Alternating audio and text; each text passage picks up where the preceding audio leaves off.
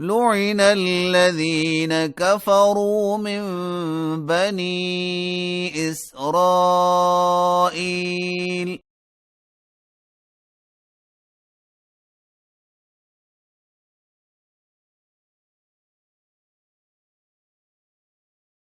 على لسان داود وعيسى بن مريم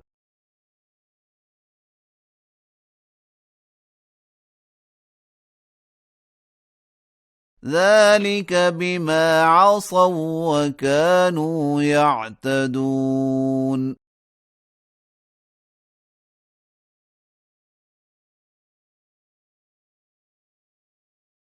كانوا لا يتناهون عن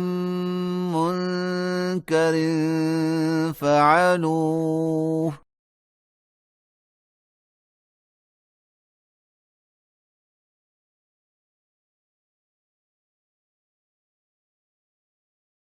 لبئس ما كانوا يفعلون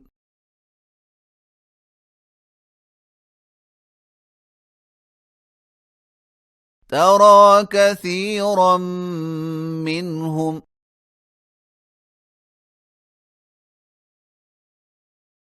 يتولون الذين كفروا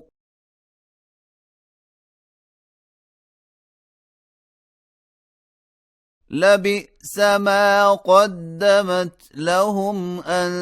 أنفسهم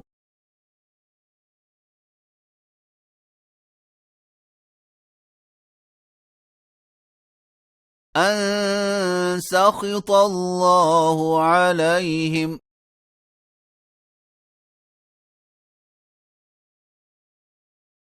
وفي العذاب هم خالدون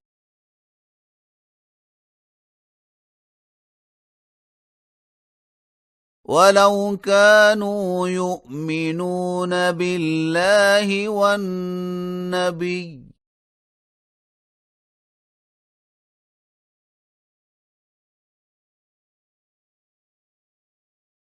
وما أنزل إليه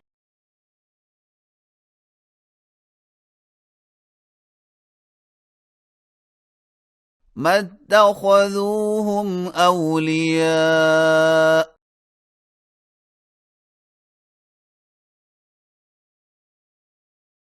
ولكن كثيرا منهم فاسقون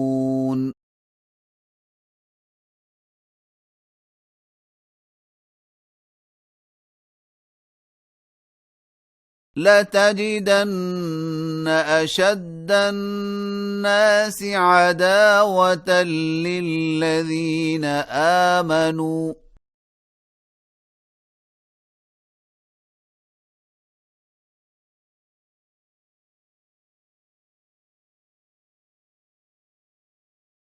اليهود والذين أشركوا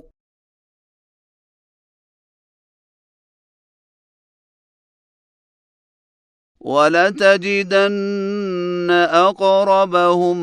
مودة للذين آمنوا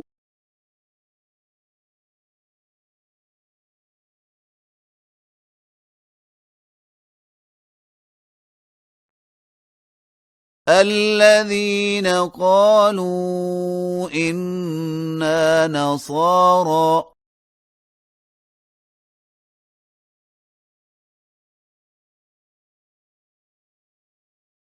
ذلك بأن منهم قسيسين ورهبانا